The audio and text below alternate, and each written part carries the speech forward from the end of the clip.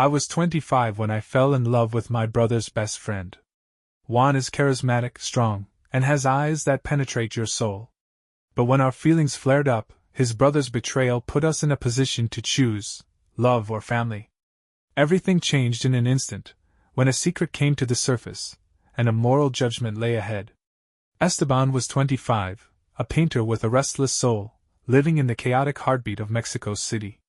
His days were spent sketching dreams onto canvases, filling them with bold strokes of color that mirrored the vibrant streets outside his small apartment. He had always been a quiet dreamer, the kind of guy who'd rather let his art speak than his words. But that night, everything changed, because of Juan. It was a Friday evening when Miguel, Esteban's older brother, barged into their family home with his usual loud energy. "Esteban, get off that couch, man! I've got someone you need to meet," he bellowed, tossing his keys onto the table. Behind him trailed Juan, a man who seemed to carry the weight of the world in his broad shoulders and the warmth of the sun in his smile. At 32, Juan was an architect, tall, with dark hair curling slightly at the edges and eyes so deep brown they felt like they could see straight through you. Esteban stood to greet him, offering a shy handshake, but when their fingers brushed, a jolt ran up his arm, like static electricity on a dry day. The night unfolded into a blur of laughter and clinking glasses. Miguel had thrown together an impromptu party, filling the house with friends, music, and the smoky scent of grilled carne asada. Juan fit right in, joking with the crowd, his voice a low rumble that cut through the noise. Esteban watched from the sidelines, nursing a beer, sketching invisible lines in his mind around Juan's sharp jawline and the way his hands moved when he talked, confident, deliberate, alive. "You're quiet tonight, Hermanito," Miguel teased, slinging an arm around Esteban's shoulders. "What's up with you?" "Nothing," Esteban muttered, forcing a grin. "Just taking it all in." But his eyes flicked to Juan, who was dealing cards at the table, and their gazes locked for a split second. Juan smirked, a playful glint in his eyes, and Esteban's chest tightened. He chalked it up to the tequila, too much, too fast. That had to be it. As the night wore on, the crowd thinned, leaving just the three of them sprawled across the living room. Miguel was half asleep on the couch, snoring lightly, while Esteban and Juan sat on the floor, the remnants of a card game scattered between them. "You're good at this," Juan said, nodding at the pile of cards Esteban had won. His voice was softer now, stripped of the party bravado, and it wrapped around Esteban like a warm breeze. "Thanks," Esteban replied, his throat dry despite the beer. "You're not bad yourself." Juan chuckled, leaning back on his hands, his shirt stretching across his chest in a way that made Esteban's pulse quicken. "Miguel's told me about you, said you're the artist of the family. I'd love to see your stuff sometime." Esteban's heart skipped. "Yeah? It's just sketches, mostly. Nothing special." Juan tilted his head, his eyes narrowing slightly. "I doubt that. You've got a spark, Esteban. I can tell." The air shifted, thickening with something unspoken.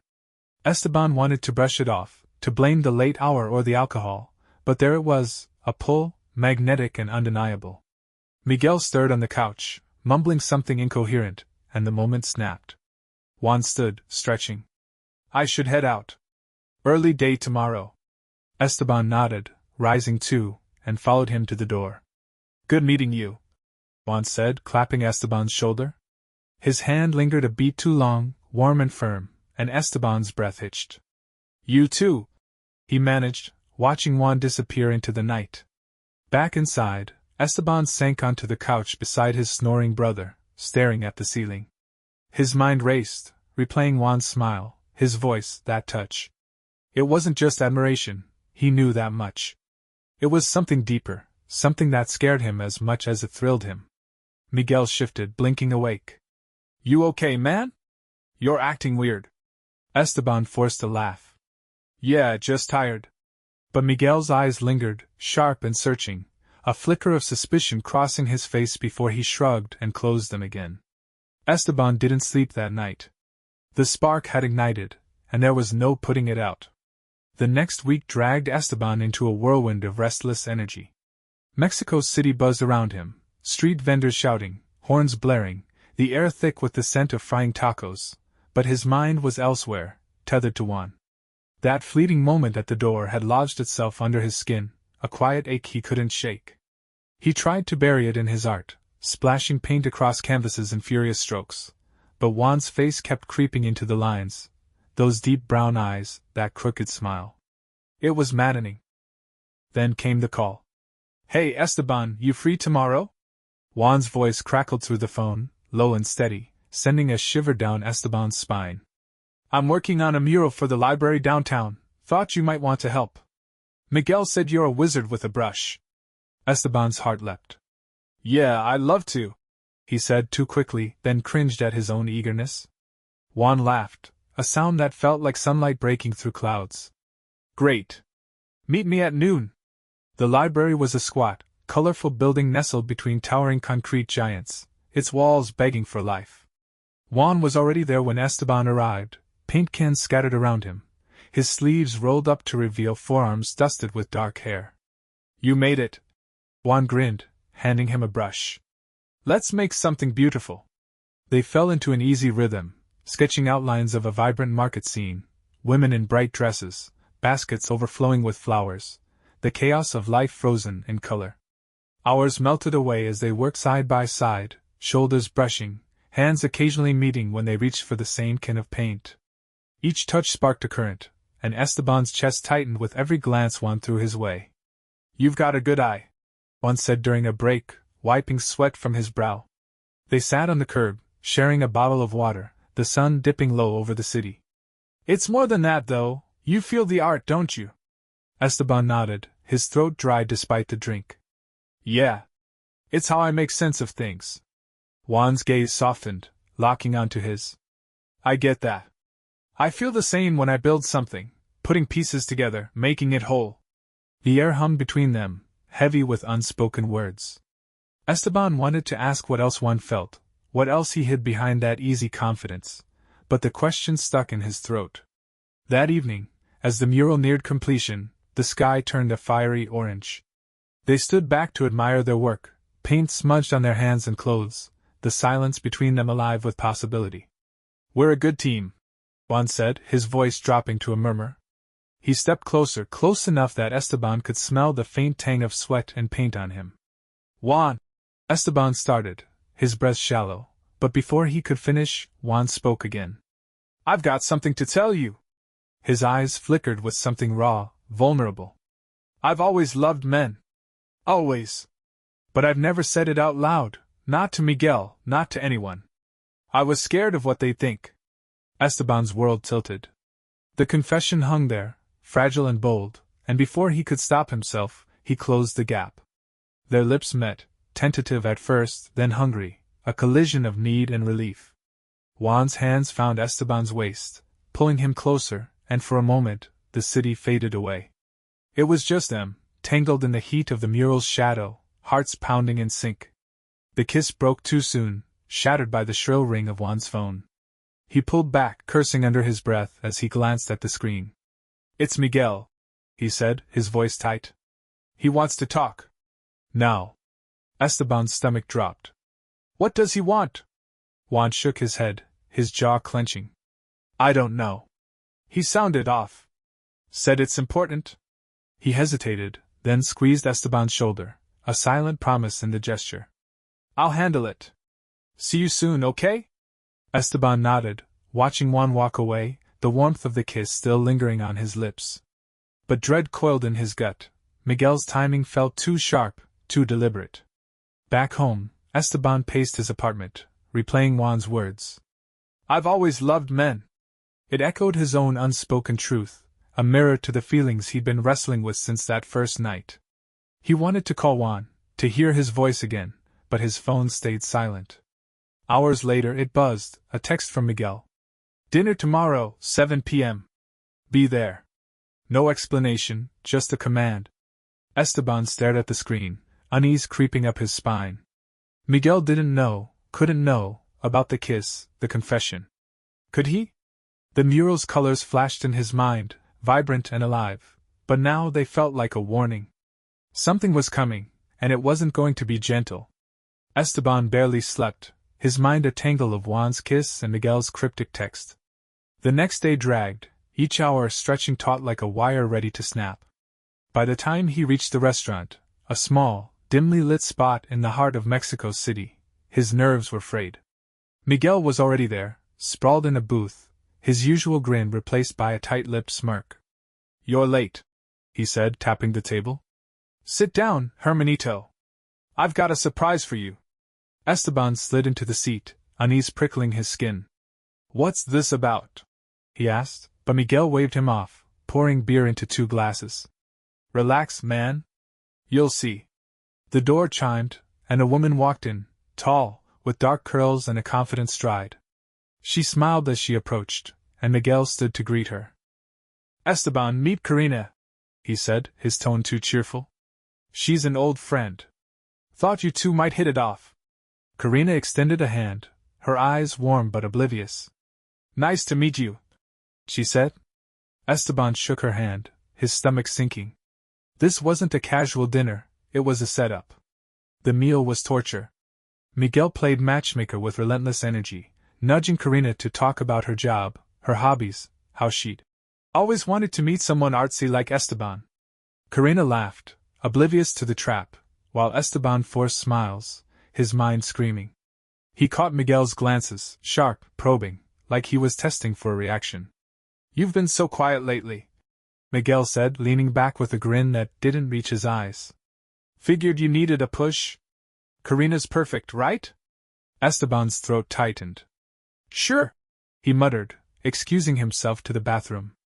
Alone, he splashed water on his face, staring at his reflection. Miguel didn't know about Juan, not yet, but this felt like a warning, a claim staked in the sand. Esteban texted Juan, "Miguel's up to something. Dinner's a mess. Call me." No reply came. He returned to the table, enduring another hour of small talk until Karina left with a friendly wave. The moment she was gone, Miguel's mask slipped. "You barely tried, man," he said, his voice edged with irritation. "What's wrong with you?" Esteban snapped. "What's wrong with you? Why are you doing this?" Miguel's eyes narrowed. "Doing what? Helping my little brother? You've been weird ever since one showed up, hanging out with him all the time, ditching me." "I'm not blind." Esteban's heart pounded. "It's not like that," he lied, but Miguel leaned closer, his voice dropping. "Isn't it? I know you, Esteban. Something's off." Before Esteban could respond, he stood, tossed cash on the table, and walked out, leaving the air thick with unspoken accusations. That night, Esteban paced his apartment, fury and fear warring inside him. When Juan finally called, his voice was a lifeline. "I'm outside," he said. "We need to talk." Esteban rushed downstairs, finding Juan leaning against his truck, his face shadowed with tension.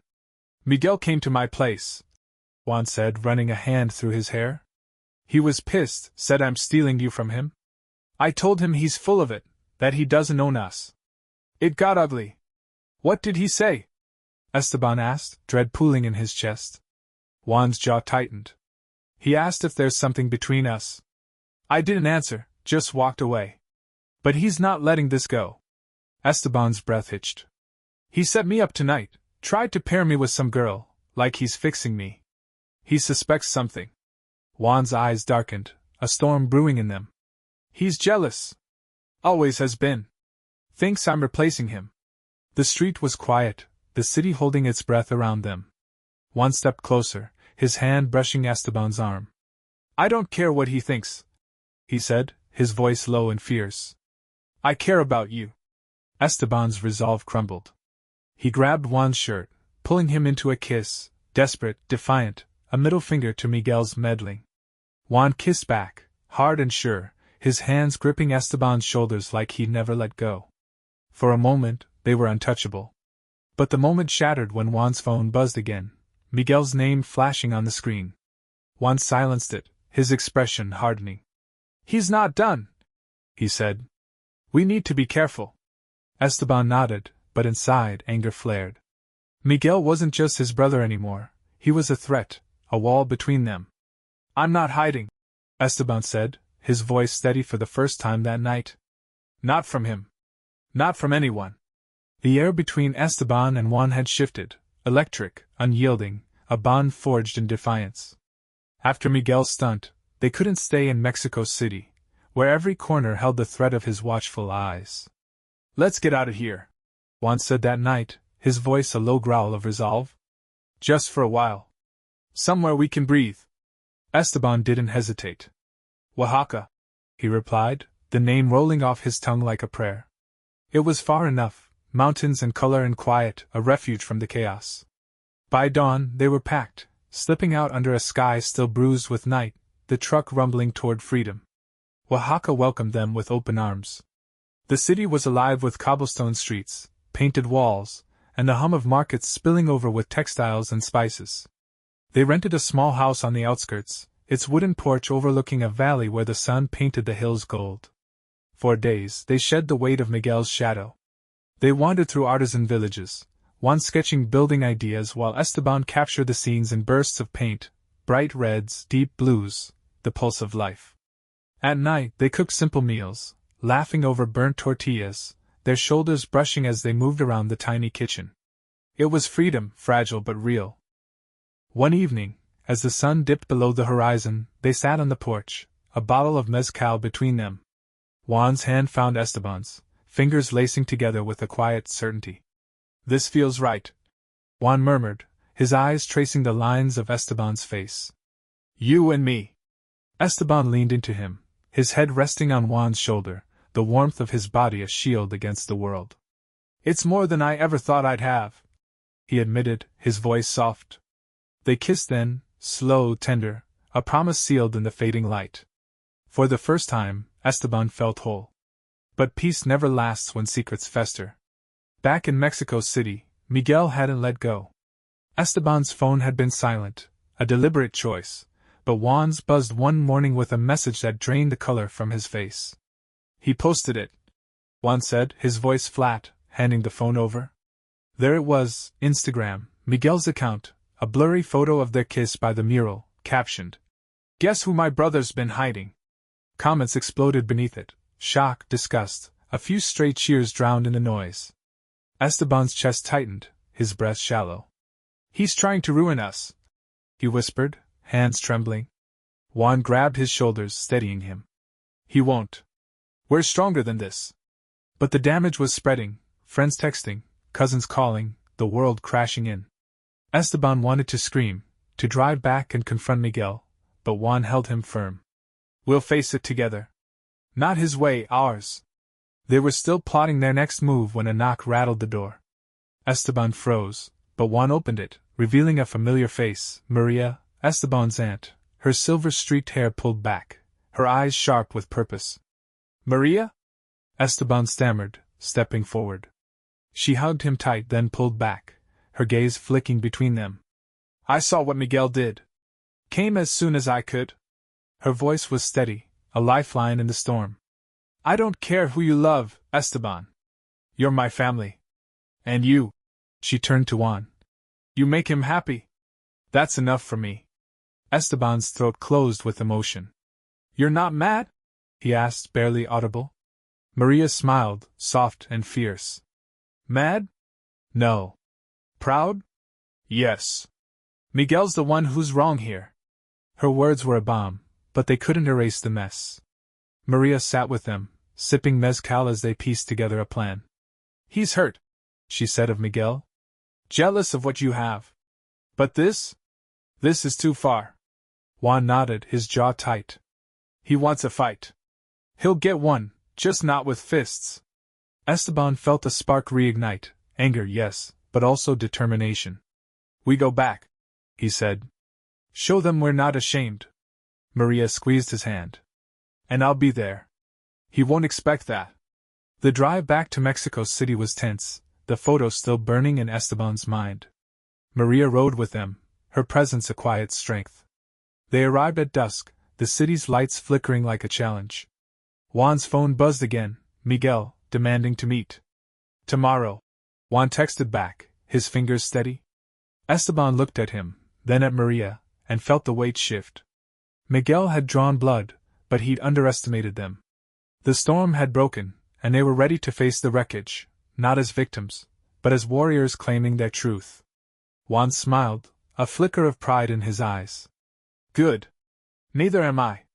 They stood there, hands clasped briefly in the dark, the city sprawling around them like a witness to their rebellion. But Esteban knew this was only the beginning. Miguel's betrayal had drawn a line, and crossing it would come at a cost. The air crackled with the promise of a fight, and Esteban braced himself for the storm he felt brewing just out of sight. Mexico City loomed ahead as Esteban, Juan, and Maria pulled into the familiar chaos of its streets. The photo Miguel had posted still stung, a wound festering in Esteban's chest, but Maria's unwavering support and Juan's steady grip on the wheel anchored him. They weren't running anymore, this was their stand. He wants to meet at the plaza, Juan said, glancing at his phone. Says it's time to settle this. Esteban's jaw tightened. Then let's settle it. They spent the night planning, holed up in Esteban's apartment. Maria brewed coffee, her calm presence cutting through the tension, while Juan and Esteban sketched out their counterstrike, not with anger, but with art. We've got the mural, Esteban said, his voice firm. Let's finish what we started, turn it into something bigger. Juan's eyes lit up. A whole exhibit. Our story out loud? Maria nodded, a spark of pride in her gaze. Show them who you are. Miguel can't take that away. By morning, they were back at the library, paint cans clanking as they worked. Friends trickled in, some wary, others curious, drawn by whispers of the scandal. Esteban and Juan poured everything into the walls, bold strokes of their first meeting, the quiet intimacy of Oaxaca, the defiance of their love. Each brushstroke was a declaration, a refusal to hide. Maria rallied the crowd, her voice cutting through the murmurs. This is my nephew's truth, she said, unwavering. Judge if you want, but you won't break him. The exhibit opened at dusk, the plaza glowing with string lights and the hum of a growing crowd. The mural stretched across the library's facade, vibrant, unapologetic, a tapestry of two men who'd found each other against the odds. Esteban stood beside Juan, their shoulders touching, as people milled around, some whispering, others snapping photos. Then Miguel appeared, pushing through the throng, his face a mask of fury and something softer, regret maybe. He stopped short, staring at the mural, then at Esteban. You think this fixes anything? Miguel spat, his voice loud enough to draw eyes. You humiliated me, both of you. Esteban stepped forward, his heart pounding but his voice steady. You humiliated yourself, Miguel. That photo? That was your choice, not ours. Juan crossed his arms, his presence a wall beside Esteban. You're mad because we don't fit your rules. That's on you. Miguel's fists clenched, but Maria moved between them, her eyes blazing. Enough, Miguel. You're my nephew too, but this stops now. You don't get to destroy them because you're scared. The crowd hushed, tension crackling like static. Miguel's bravado faltered, his gaze darting from Maria to the mural, then back to Esteban. I didn't mean, he started, but his voice broke. I just wanted things how they were. Esteban softened, just for a moment. Things change, hermano. You could have changed with us. Miguel looked away, the weight of his actions settling in his slumped shoulders. He muttered something, half an apology, half a curse, and turned to leave, but not before a few of his friends peeled off from his side, shaking their heads. The sting of their rejection hit him harder than any words. As Miguel disappeared into the night, the plaza exhaled. People approached Esteban and Juan, some with questions, others with quiet nods of respect. A young woman, tears in her eyes, hugged Esteban. Thank you, she whispered. This means something. Maria squeezed his shoulder, her smile fierce. You did it, Mijo. Juan pulled him close, their hands intertwining, and for the first time, Esteban felt the weight lift, not gone, but shared. Days later, word spread. The exhibit grew, drawing crowds from beyond the city. Miguel faded from their circle, his absence a quiet consequence. Friends who'd stood by him drifted, his betrayal a stain he couldn't wash out. Esteban heard through Maria that he'd started asking questions, about love, about family, searching for answers he hadn't wanted before. It wasn't forgiveness, not yet, but it was a start. One evening, Esteban and Juan sat on the apartment's tiny balcony, the city sprawling below them. The mural's colors still danced in Esteban's mind, a testament to their fight. We made it, Juan said, his voice a low rumble, his hand warm in Esteban's. Through all of it.